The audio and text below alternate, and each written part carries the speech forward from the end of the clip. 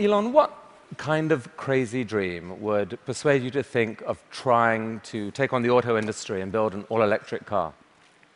Well, it goes back to when I was in university. I thought about what are the problems that are most likely to affect the future of the world, or future of humanity. I think it's extremely important that we have sustainable transport and sustainable energy production. That sort of overall sustainable energy problem is the biggest problem that we have to solve this century.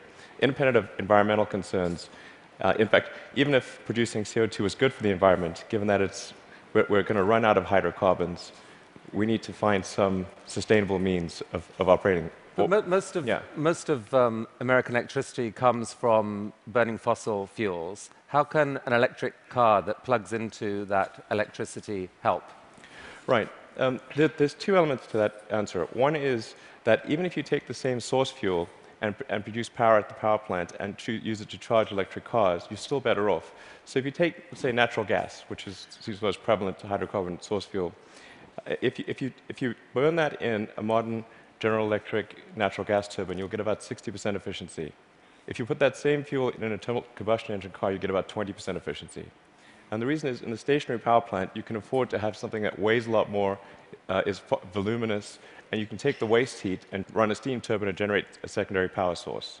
So, in effect, even if you take in transmission losses into account and everything, even using the same source fuel, you're at least twice as better off charging an electric car than burning it at the power plant. Okay. That scale delivers efficiency. Yes, it does. And then the other point is we have to have sustainable means of power generation anyway, electricity generation. So given that we have to solve sustainable electricity generation, then it makes sense for us to have electric cars as the mode of transport. So we've got some video here of the Tesla being assembled, which if you could play that first video. So what is innovative about this process in this vehicle? Sure. So in order to accelerate the advent of electric transport, and I should say that I think actually all modes of transport will become fully electric, with the ironic exception of rockets. There's just no way around Newton's third law. The question is, how do you accelerate the advent of electric transport? And in order to do that for cars, you have to come up with a really energy-efficient car. So that means making it incredibly light. And so what you're seeing here is the only all-aluminum body and chassis car made in North America. In fact, we applied a lot of rocket design techniques to make the car light despite having a very large battery pack. And then it also has the lowest drag coefficient of any car of its size. So as a result, the energy usage is very low, and it has the most advanced battery pack, and that's what gives it the range that's competitive. So you can actually have on the order of a 250-mile range. I mean, those battery packs are incredibly heavy, but you think the math can still work out intelligently by combining light body, heavy battery, you can still gain spectacular efficiency. Exactly. The rest of the car has to be very light to offset the mass of the pack, and then you have to have a low drag coefficient so that you have good highway range. In fact, customers of the Model S are sort of competing with each other to try to get the highest possible range. I think somebody recently got 420 miles out of a single charge. Bruno Bowden, who's here, did that, broke the world record, 425. That was the good news. The bad news was that to do it, he had to drive at 18 miles an hour constant speed and got pulled over by the cops for going too slow. Yeah, I mean, you can certainly drive, if you drive at sort of 65 miles an hour under normal conditions, 250 miles is a reasonable number. Let's show that second video showing the Tesla in action on ice. Not at all a dig at the New York Times, this, by the way. What is the most surprising thing about the experience of driving the car? In creating an electric car, the responsiveness of the car is really incredible. So we want to really have people feel as though they've almost got a mind meld with the car. So you just feel like you and the car are kind of one. And as you corner and accelerate, it just happens, like the car has ESP. You can do that with an electric car because of its responsiveness. You can't do that with a gasoline car. I think that's really a profound difference, and people only experience that when they have a test drive. I mean, this is a beautiful but expensive car. Is there a roadmap where this becomes a mass-market vehicle? Yeah, the goal of Tesla has always been to have a sort of a three-step process where version 1 was an expensive car in low volume, version 2 is sort of medium price and medium volume, and then version 3 would be low price, high volume. So we're at step 2 at this point. So we had a $100,000 sports car, which was the Roadster. Then we've got the Model S, which starts at around $50,000. And our third generation car, which will hopefully be out in about 3 or 4 years, will be a $30,000 car. But whenever you've got really new technology, it generally takes about 3 major versions in order to make it a compelling mass market product.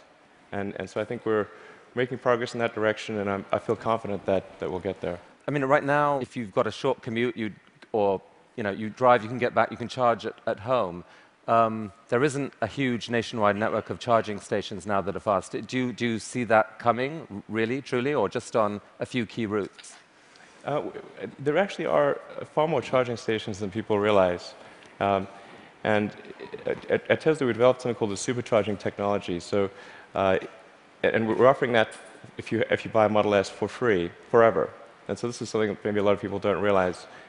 We actually have California and Nevada covered. We've got the eastern seaboard from Boston to DC covered. By the end of this year, you'll be able to drive from LA to New York. You're just using the supercharger network, which charges at 5 times the rate of anything else. And the key thing is to have a ratio of drive to stop, to a stop time of about 6 or 7. So if you drive for 3 hours, you want to stop for 20 or 30 minutes, because that's normally what people will stop for. So if you start a trip at 9 a.m., by noon, you want to stop to have a bite to eat, hit the restroom, coffee, and keep going. So your proposition to consumers is, for the full charge, it can take an hour. So it's common. Don't expect to be out of here in 10 minutes. Wait for an hour. But the good news is you're helping save the planet. And by the way, the electricity is free. No, you don't pay anything. Actually, what we're expecting is for people to stop for about 20 to 30 minutes, not for an hour. It's actually better to drive for about maybe 160, 170 miles, and then stop for half an hour, and then keep going. That's the natural cadence of a trip. All right. So this is only one string to your energy bow. You've been working on this solar company, Solar City. What's unusual about that? Well, as I mentioned earlier, we have to have sustainable electricity production as well as consumption. So I'm quite confident that the primary means of power generation will be solar. I mean, it's really indirect fusion is what it is. We've got this giant fusion generator in the sky called the sun. And we just need to tap a little bit of that energy for purposes of human civilization. Most people know but don't realize they know is that the world is almost entirely solar-powered already. If the sun wasn't there, we'd be a frozen ice ball at 3 degrees Kelvin. And the sun powers the entire system of precipitation. The whole ecosystem is solar-powered. But in a gallon of gasoline, you have effectively thousands of years of sun power compressed into a small space. So it's hard to make the numbers work right now on solar and to remotely compete with, for example, natural gas, fracked natural gas. How are you going to build a business here? Well, actually, I'm confident that solar will beat everything, hands down, including natural gas. How? It must, actually. If it doesn't, we're in deep trouble. But you're not selling solar panels to consumers. What are you doing? No, we actually are. You can buy a solar system, or you can lease a solar system. Most people choose to lease. And the thing about solar power is that it doesn't have any feedstock or operational costs. So once it's installed, it's just there. It works for decades. It'll work for probably a century. And this is so therefore the key thing to do is to get the cost of that initial installation low, and then get the cost of the financing low. So because that interest, those are the 2 factors that drive the cost of solar, and we've made huge progress in that direction. And that's why I'm confident we'll actually beat natural gas. So your current proposition to consumers is, don't pay so much up front. Let us pay 0 up front. We will install panels on your roof. Yes. You will then pay. How long is a typical lease? Typical leases are 20 years. But the value proposition is, as you're sort of alluding to, quite straightforward. It's no money down, and your utility bill decreases. So it's a pretty good deal. So that seems like a win for the consumer. No risk. You will pay less than you're paying now. And for you, the dream here then is that, who owns the electricity from those panels for the longer term? How do you, the company, benefit? Well, essentially, Solar City raises a chunk of capital, and from say, a company or a bank. Google is one of our big partners here, and they have an expected return on that capital. With that capital, SolarCity purchases and installs the panel on the roof, and then charges the homeowner or business owner a monthly lease payment, which is less than the utility bill. But you yourself get a sort of long-term commercial benefit from that power. You're kind of building a new type of distributed utility. Exactly. What it amounts to is a giant distributed utility. And I think it's a good thing because utilities have been this monopoly and people haven't had any choice. So effectively, it's the first time there's been competition for this monopoly because the utilities have been the only ones that own those power distribution lines, but now it's on your roof. So I think it's actually very empowering for homeowners and businesses. And you really picture a future where a majority of power in America, like within, what, a decade or two, or within your lifetime, goes solar?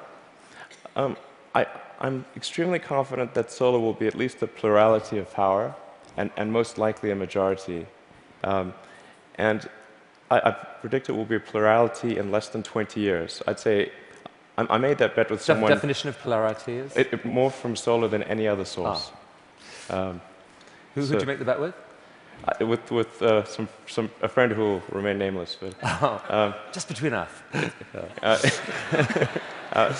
And I made that bet, I think, 2 or 3 years ago. So in roughly 18 years, I think we'll see more power from solar than any other source. All right. So let's go back to another bet that you made with yourself, I guess. I mean, a kind of crazy bet. You'd made some money from the sale of PayPal. You decided to build a space company. Why on earth would someone do that? Got that question a lot, that's true. People would say, did you hear the joke about the guy who made a small fortune in the space industry, and he, obviously started with a large one as the punchline. And so I tell people, well, I was trying to figure out the fastest way to turn a large fortune into a small one. And they'd look at me like, oh, is he serious? And strangely, you were. Well, what happened? It was a close call. I mean, things almost didn't work out. We came very close to failure, but we managed to get through that point in 2008. The goal of SpaceX is to try to advance rocket technology, and in particular to try to crack a problem that I think is vital for humanity to become a spacefaring civilization, which is to have a rapidly and fully reusable rocket. Would humanity become a spacefaring civilization? So that was a dream of yours in a way from a young age, or like you dreamed of Mars and beyond? I did build rockets when I was a kid, but I didn't think I'd be involved in this. It was really more from the standpoint of what are the things that need to happen in order for the future to be an exciting and inspiring one. And I really think there's a fundamental difference if you sort of look into the future between a humanity that is a spacefaring civilization that's out there exploring the stars on multiple planets. And I think that's really exciting. And compared with one where we are forever confined to Earth until some eventual extinction event. So you've somehow slashed the cost of building a rocket by 75%, depending on how you calculate it. How on earth have you done that? NASA has been doing this for years. How have you done this? Well, we've made significant advances in the technology of the airframe, the engines, the electronics, and the launch operation. I mean, there's a long list of innovations that we've come up with there. That they're a little difficult to communicate in this talk, but not least because you could still get copied, right? I mean, you haven't patented this stuff. It's really interesting to me. You didn't patent because you think it's more dangerous to patent than not to patent. Since our primary competitors are national governments, the enforceability of patents is questionable. It's really interesting. But the big innovation is still ahead, and you're working on it now. Tell us about this. Right. So the big innovation. In fact, let's roll that video, and you can talk us through it. What's happening here? Absolutely. So the thing about rockets is that they're all expendable. All rockets that fly today are fully expendable. The space shuttle was an attempt at a reusable rocket, but even the main tank of the space shuttle was thrown away every time. And the parts that were reusable took a 10,000-person group 9 months to refurbish for flight. So the space shuttle ended up costing $1 billion per flight. obviously that doesn't work very well for... So what just happened there? We just saw something land? That's right. So it's important that the rocket stages be able to come back, to be able to return to the launch site and be ready to launch again within a matter of hours. Wow. Yeah. Reusable rockets. Yes. And so what a lot of people don't realize is the cost of the fuel, of the propellant, is very small. It's much like on a jet. So the cost of the propellant is about 0.3% of the cost of the rocket. So it's possible to achieve, let's say, roughly 100-fold improvement in the cost of space flight if you can effectively reuse the rocket. That's why it's so important. Every mode of transport that we use, whether it's planes, trains, automobiles, bikes, horses, is reusable, but not rockets. So we must solve this problem in order to become a spacefaring civilization. You asked me the question earlier of how popular traveling on cruises would be if you had to burn your certain ship. Cruises apparently are highly problematic. Definitely more expensive. So that's potentially absolutely disruptive technology, and I guess paves the way for your dream to actually take, at some point, to take humanity to Mars at scale. You'd like to see a colony on Mars. Yeah, exactly. SpaceX or some combination of companies and governments need to make progress in the direction of making life multiplanetary, of establishing a base on another planet, on Mars being the only realistic option, and then building that base up until we're a true multi-planet species. So progress on this, let's make it reusable, how is that going? That was just a simulation video we saw. How's it going? We've been making some good progress recently with something we call the Grasshopper test project, where we're testing the vertical landing portion of the flight, the sort of terminal portion, which is quite tricky. We've had some good tests. Can we see that? Yeah. So that's just to give a sense of scale. We dressed the cowboy as Johnny Cash and bolted the mannequin to the rocket. All right, let's see that video then, because this is actually amazing when you think about it. You've never seen this before, a rocket blasting off, and then... Yeah, so that rocket is about the size of a 12-story building.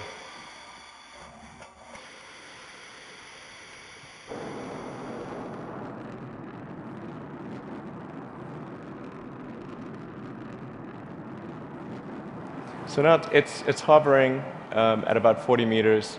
And it's constantly adjusting the angle of the pitch and yaw of the main engine and maintaining roll with cold gas thrusters.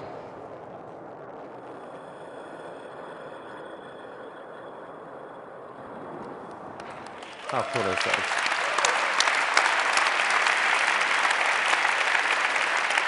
Elon, how have you done this? These projects are so... These PayPal... Solar City, Tesla, SpaceX, they're so spectacularly different. They're such ambitious projects at scale. How on earth has one person been able to innovate in this way? What is it about you? I don't know, actually. I don't have a good answer for you. I work a lot. I mean, and a lot. Well, I have a theory. I have a theory. All right. My theory is that you have an ability to think at a system level of design that pull together design, technology, and business. So if TED was TBD, design, technology, business, into one package, synthesize it in a way that very few people can, and this is the critical thing, feel so damn confident in that click-together package that you take crazy risks. You bet your fortune on it, and you seem to have done that multiple times. I mean, almost no one can do that. Can we have some of that secret sauce? Can we put it into our education system? Can someone learn from you? It is truly amazing what you've done. Oh, thanks. Thank you. Well, I do think there's a good framework for thinking is physics. You know, the sort of first principles reasoning. I mean, generally, I think there are. What I mean by that is. Boil things down to their fundamental truths and reason up from there, as opposed to reasoning by analogy.